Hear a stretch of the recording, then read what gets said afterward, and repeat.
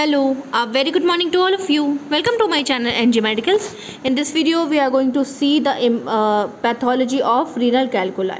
Renal means होता है kidney, calculus means होता है स्टोन. तो आज हम देखेंगे कि किस तरह से रीनल के अंदर यानी किडनी के अंदर स्टोन्स बन रहे हैं, ठीक है, या आप कह सकते हो पथरी बन रही है. तो सबसे पहले हम सभी जानते हैं कि किडनी का मेन काम क्या है. किडनी का मेन काम है यूरिन को बनाना.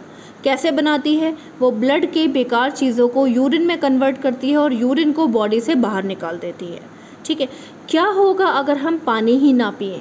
क्या होगा अगर बॉडी हमारी डिहाइड्रेटेड हो जाए? तो प्रॉब्लम यही आएगी कि यूरिन ठीक से नहीं बन पाएगा.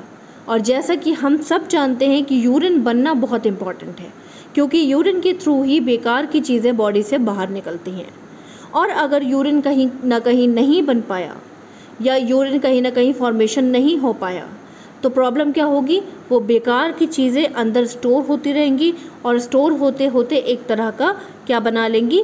स्टोन बना लेंगी, जो कि लास्ट में कन्वर्ट हो जाएगा रीनल कैलकुलाई में. ओके, तो सबसे पहले मेन हमारी इटियोलॉजी यानी कि डिजीज़ कंडीशन के लिए कॉजेज़ क्या होंगे? सबसे पहले हमारा होगा dehydration due to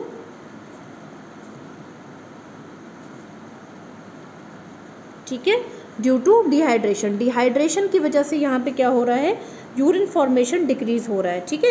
decrease urine formation simple सी चीज़ है. जब पानी नहीं पियोगे तो यूरिन का फॉर्मेशन अपने आप ही डिक्रीज हो जाएगा.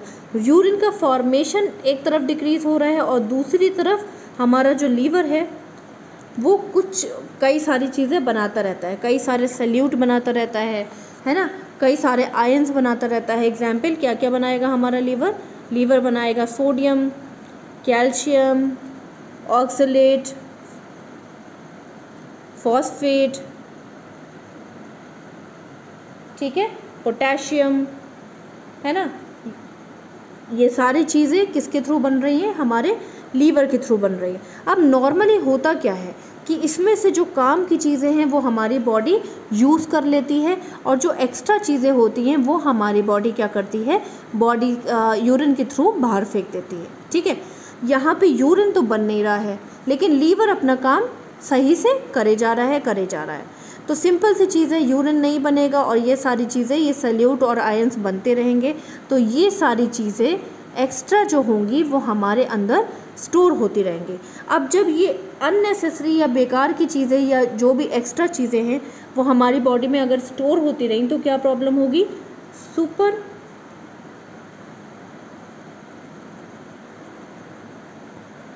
सैचुरेशन, ठीक है. सुपर सैचुरेशन कुछ नहीं है.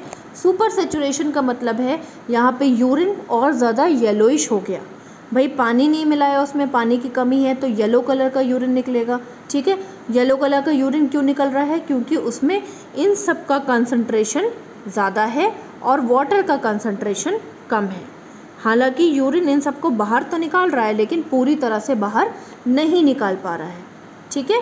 और अगर ऐसा होता कि यूरिन इनको बिल्कुल ही बाहर नहीं निकालता तो दूसरे दिन ही किडनी में स्टोन बन जाता, लेकिन ऐसा नहीं है. यूरिन क्या कर रहा है? धीरे धीरे करके, थोड़ा थोड़ा करके जो एक्स्ट्रा ये सब बेकार की चीज़ें हैं इनको बाहर निकाल रहा है, ठीक है, थोड़ा थोड़ा करके, जिसका रिजल्ट क्या निकलेगा? सुपर सैचुरेशन यानी कि येलोइश कलर का यूरिन हो जाएगा, ठीक है. जब हम पानी कम पीते हैं तो हमारी बॉडी में यूरिन कैसा निकलता है? येलोइश कलर का. सेम चीज़. इसके अलावा जब येलोइश कलर का यूरिन होगा और ये सारी चीज़ें कम बाहर निकलेंगी तो प्रॉब्लम क्या आएगी? प्रॉब्लम ये आएगी कि हमारे अंदर फ्री रेडिकल्स जनरेट हो जाएंगे. अब ये फ्री रेडिकल्स क्या हैं?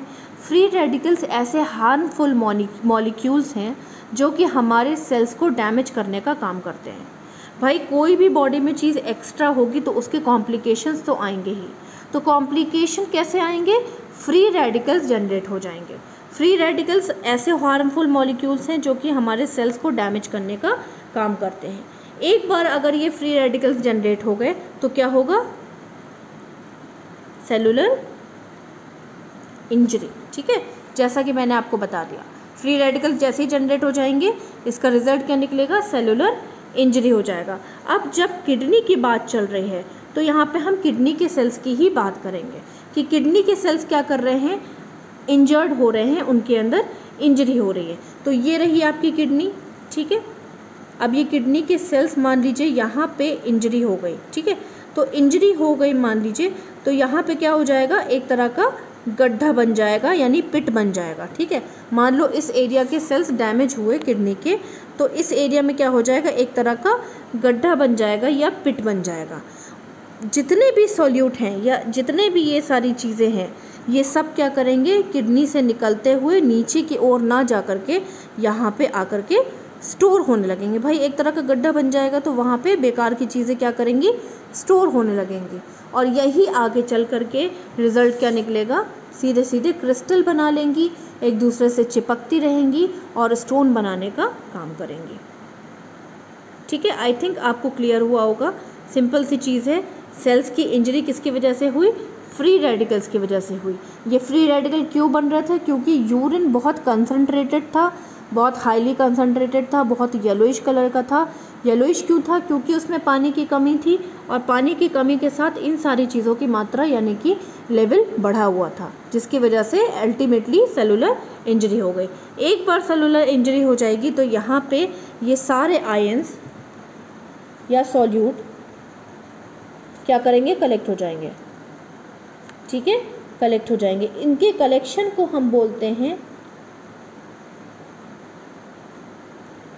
न्यूक्लिएशन, ठीक है। कलेक्शन को हम लोग क्या बोलते हैं, न्यूक्लिएशन, ठीक है। ये न्यूक्लिएशन हो गया। ये प्रोसेस को आप क्या बोलोगे, न्यूक्लिएशन। न्यूक्लिएशन का मीनिंग क्या है, क्रिस्टल फॉर्मेशन, क्रिस्टल फॉर्मेशन। तो ये एक तरह का हार्ड क्रिस्टल फॉर्म हो गया। जब क्रिस्टल फॉर्मेशन एक बार हो जाएगा और कंटिन्यूअस न्यूक्लिएशन होता रहेगा, कंटिन्यूअस न्यूक्लिएशन होता रहेगा, तो वो क्या बनाएगा, एक बिग क्रिस्टल एंड स्टोन, और वही क्रिस्टल आगे चल करके स्टोन में कन्वर्ट हो जाएगा। आई थिंक आपको क्लियर हुआ होगा। सिंपल सी चीज़ है, मैंने आपको कुछ नहीं बताया। मैंने आपको बस ये बताया कि भाई आपने पानी नहीं पिया, पानी की कमी की वजह से यूरिन का फॉर्मेशन कम हो गया। लीवर एक तरफ से हमारे अंदर sodium, calcium, oxalate, phosphorus, phosphate, है ना, ये सारी चीज़ें बना ही रहा था। तो ये सारी चीज़ें बॉडी को जितनी ज़रूरत थी वो हमारी बॉडी ले लेती है, बाकी यूरिन के फॉर्म में इसको बाहर निकाल देती है। अब जब आप पानी ही नहीं पियोगे तो यूरिन ठीक से बनेगा नहीं, यूरिन ठीक से बनेगा नहीं तो इनको बाहर निकालने का सोर्स रुक जाएगा और ये अंदर कलेक्ट होते रहेंगे। जब ये अंदर कलेक्ट होते रहेंगे तो यूरिन कैसा निकलेगा, येलोइश कलर का निकलेगा, क्योंकि उसमें पानी की कमी है। येलोइश कलर का निकलने की वजह से यहाँ पे क्या हो रहा है, फ्री रेडिकल्स जनरेट हो रहे हैं। फ्री रेडिकल्स कुछ नहीं है, हार्मफुल मॉलिक्यूल्स हैं जो कि सेलुलर इंजरी का काम करते हैं। एक बार सेलुलर इंजरी हो गई तो किडनी की बात करेंगे तो किडनी के अंदर सेलुलर इंजरी हो गई तो वहाँ पे क्या बन जाएगा, एक जगह बन जाएगी, एक पिट बन जाएगा, एक गड्ढा बन जाएगा, ठीक है।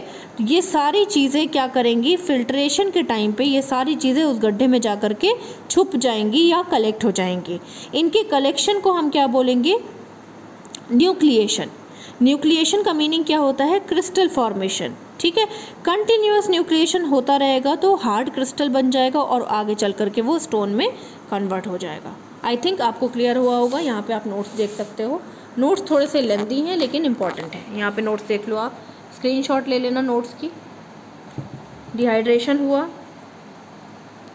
कंसंट्रेशन यूरिन का डिक्रीज़ हो गया, फ्लूइड डिक्रीज़ हो गया, सॉल्यूट बढ़ते चले गए जो कि लीवर बना रहा था।